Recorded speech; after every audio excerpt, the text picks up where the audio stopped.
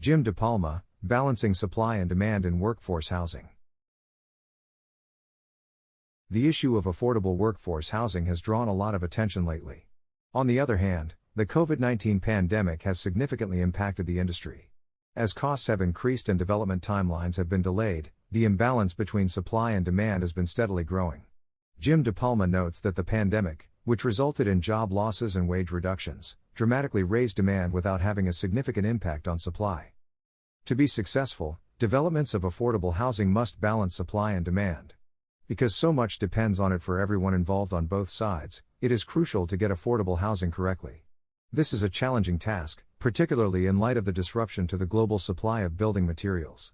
At the same time, it becomes more and more challenging to build affordable houses due to increased labor costs. Nevertheless, there are a few strategies for balancing supply and demand.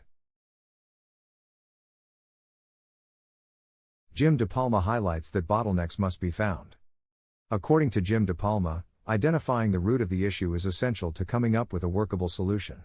Numerous obstacles, notably on the supply side, ranging from high labor prices to sluggish building material supplies, have been caused by the COVID-19 outbreak and its repercussions. Affordable housing financing has also suffered, and low-cost options are getting harder to find. Understanding them is the first step because each issue is a separate conversation that requires a distinct approach. Establishing possibilities for collaboration. Many of the challenges that the affordable housing sector faces can be greatly reduced with multi-level cooperation. These partnerships can include participation from financial institutions, manufacturers, suppliers, contractors, and other stakeholders. Jim DePalma is of the opinion that because everyone is invested in the outcome, finding solutions will be simpler. If all parties involved cooperating, each can provide a solution to help reduce some of the supply chain's bottlenecks. Jim DePalma emphasizes attempting to maintain the affordable aspect. The most significant effect of all the problems that have emerged in the housing market in recent years has been on pricing.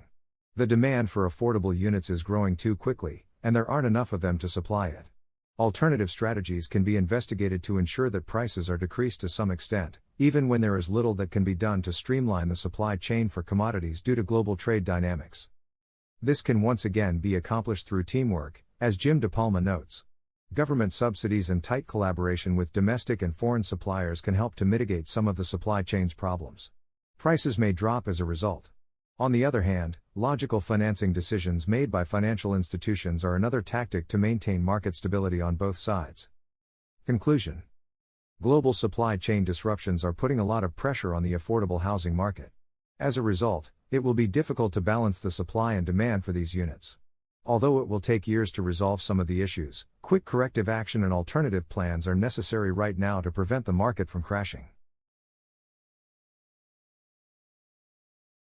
Thanks for watching.